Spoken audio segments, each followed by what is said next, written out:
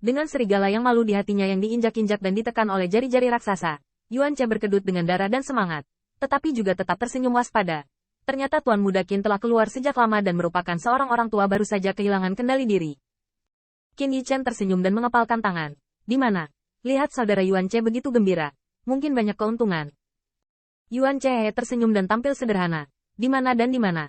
Saya tidak mempermalukan Yuan Men dan 1000 royalik itu saja. Dasar hatiku diam-diam berpikir. Tentu saja. Betapa istimewanya banyak keuntungan. Sangat mudah untuk menghancurkan bajingan kecilmu. Karena itu, Yuan Che semakin tersenyum. Aku ingin tahu apa yang telah diperoleh Tuan Muda Qin. Qin Yichen dapat yakin bahwa jika dia mengatakan dia tidak mendapatkan harta karun itu, iblis kera tua ini pasti meledak di tempat. Yuan Che benar-benar berpikir begitu. Dia sekarang memakai Divine Object. Jika Qin Yichen hanya kekuatan sebelum memasuki harta karun, dia harus dipecah menjadi 10.000 segmen. Namun, Yuan Che dengan cepat kecewa. Saya melihat senyum Qin Yichen berlanjut, dan nadanya sama-sama rendah hati. Dimanapun saya berada, saya tidak mengecewakan semua rekan saya itu saja. Senyum Yuan Che membeku. Tiba-tiba ada semacam kekecewaan di hatinya, dan kegembiraan memenangkan harta itu entah kenapa mencair. Sial, anak ini punya harta karun. Yuan Che diam-diam menggertakkan giginya, tapi wajahnya tidak terlihat. Selama transmisi suara, dia menanyakan Qin Yichen adegan ketika dia melangkah keluar dari tirai cahaya, dan hatinya tenggelam lagi. Tampaknya situasinya benar. Dia memiliki objek yang dapat dibagi, dan harta anak itu mungkin tidak kalah. Yuan Che juga berpikir bahwa tingkat luar biasa dari harta karun ini sesuai dengan status prakehidupan dari 5 Master Token. Mungkin, harta Qin Yichen sedikit lebih buruk darinya. Tapi saat ini situasinya tidak menentu. Belum lagi kekuatan bajingan kecil ini sendiri tidak becek. Tapi segera, Yuan Che tersenyum lagi. Aku telah bekerja sangat keras dengan objek pemisah di ruang itu begitu lama. Itu pasti cukup bagi Tuan Muda Yin untuk datang dari zona inti. Setelah penyelidikan lain, dikonfirmasi dari mulut Xiong Lai bahwa kecepatan ruang yang lewat di aula besar ini sama seperti yang dia harapkan, dan bahkan berhubungan dengan dunia luar. Senyum Yuan Che menjadi semakin kuat dan kuat. Bahkan jika Anda adalah bajingan kecil dengan benda suci, Anda mungkin bukan lawan Tuan Muda Yin. Tidak. Belum tentu, tapi pasti tidak. Tuan Muda Yin tidak hanya kuat, 2 harta karun tertinggi di tubuhnya juga luar biasa. Biarkan kamu mengambil tokennya, biarkan kamu mengambil hartanya, pada akhirnya, kamu harus memuntahkannya untukku 1000 royalik. Hati Yuan Che melonjak, dan Qin Yichen, meskipun dia melihatnya, tidak menghancurkannya. Sekarang yang paling dia pedulikan adalah kemajuan Ziyun. Pada saat yang sama, dalam ruang jalan darah, mengerikan. Rambut panjang ungu emas Ziyun telah diwarnai dengan warna merah darah. Di atas cakar naga, sisik naga rontok, tetapi sisik naga baru tumbuh. Hanya saja sisik naga yang baru tidak lebih keras dan tajam dari yang sebelumnya. Pupa darah belum kental, jadi lebih mendidih dengan darah yang diwarnai kaca. Satu cakar mencubit tenggorokan bayangan ilusi cita, menghancurkannya, dan satu tangan menghancurkan botol batu giok, menghancurkan puing-puing, dan sepenuhnya mengimpor ramuan ke dalam botol. Ini adalah botol ramuan terakhir. Ziyun bergumam pelan, dan sudut mulut berdarah mengangkat busur ganas, dan dengan noda darah yang tidak bisa dia bersihkan, itu terlihat cukup ganas.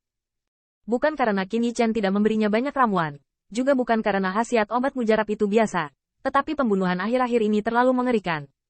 Di kaki Ziyun, genangan darah menodai kakinya, hampir seperti cara membunuh darah selangkah demi selangkah. Pada titik ini, ramuan telah habis, dan bahkan ramuan telah menjadi tipis, dan bahkan kemampuan penyembuhan diri yang kuat dari tubuh naga Ziyun tampaknya meregang. Namun, pembunuhan yang tidak bermoral ini bukannya tanpa hasil sedikit pun. Aroma Ziyun hampir bergantung pada penghancuran cita, menjadi semakin ganas, dan alamnya semakin kokoh. Jika dia dapat berkultivasi saat ini, dia bahkan dapat menerobos dalam satu gerakan. Sisik naga patah dan lahir, tetapi mereka seperti kepompong. Ketika sisik naga menjadi lebih menonjol, mereka harus lebih ulet. Tidak hanya itu, Ziyun mendongak, menatap kekuatan abadi, menghilangkan noda darah yang samar, dan menemukan bahwa dia semakin dekat dengan bola cahaya terang. Demikian pula, paksaan mengerikan yang berasal dari bola cahaya yang menyilaukan menjadi lebih jelas, dan bahkan paksaan ini membuat Ziyun Long gemetar karena retakan. Pemaksaan ini seperti 1100 binatang dibantai di lutut Ziyun. Hanya dengan membiarkan dia berlutut dia bisa memaafkan dan memaafkannya. Pernapasan tampak cepat, mungkin karena darah telah menyumbat tenggorokan. Ziyun banyak batuk, dan noda darah bercampur dengan jeroan tendon. Namun, setelah batuk, itu adalah seekor naga yang melolong di langit dan bumi. Mengaum. Tanda seru. Tanda seru. Menginjak di bawah kaki. Darah memercik, bangkit kembali. Pikiran Ziyun saat ini telah ditempati oleh pembantaian. Satu-satunya hal yang dia ingat adalah mundur dari darahnya sendiri, yang sangat memalukan. Juga, yang bersedia membantunya melepaskan tubuh, bertukar tulang, seperti kakak laki-laki yang terlahir kembali, masih menunggunya keluar. Cunyang Bao Zhao kau membantu saya. Di luar angkasa, Long Xiao menggelengkan telinganya. Di depan naga langit ini, raungan sengit harimau dan macan tutul itu tampak lebih lemah dari yang terakhir kali. Di aula besar, Wu Chang juga keluar, menyebabkan banyak cahaya murid pembangkit tenaga listrik berfluktuasi. Namun, Wu Chang menyeringai, dan sosok pelit itu cukup lurus saat ini. Kali ini orang tua itu tidak mengecewakan rakyatku. Ketika banyak pembangkit tenaga listrik melihat ini, makna di mata mereka berangsur-angsur menyatu. Hanya Yuan Che yang mendengus dingin. Dia sopan di permukaan, tetapi hatinya cemas karena Wu Chang meninggal di dalamnya. Serangga racun tua ini, sebelum berani membuat klan dan teman bajingan kecil itu membentuk kelompok, jelas menentangnya. Itu setengah hari kemudian, tetapi ketika tirai cahaya muncul, sebuah bayangan keluar dengan sedikit menyedihkan. Qin Yichan melihat mata bintang yang berkelap-kelip berkedip, tetapi iblis berduri itu cepat dan cepat, memegang bayangan di lengannya. Tuan Wuyan, apakah Anda baik-baik saja? Bayangan indah yang keluar dari tirai cahaya adalah Mei Wuyan. Wajah cantik itu agak pucat, dan karangan bunga di pergelangan tangannya hilang. Tetapi dengan bantuan iblis berduri, akhirnya menjadi tenang. Segera, dia melihat senyuman di wajah cantik Mei Wuyan, seolah-olah matahari menyinari bunga-bunga, dan bergerak, sukses. Setelah kakak laki-laki, saya tidak akan pernah mengatakan bahwa saya hanya akan tinggal di rumah kaca. 10.000 wagu banyak pembangkit tenaga listrik mendengar ini. Saya sangat gembira.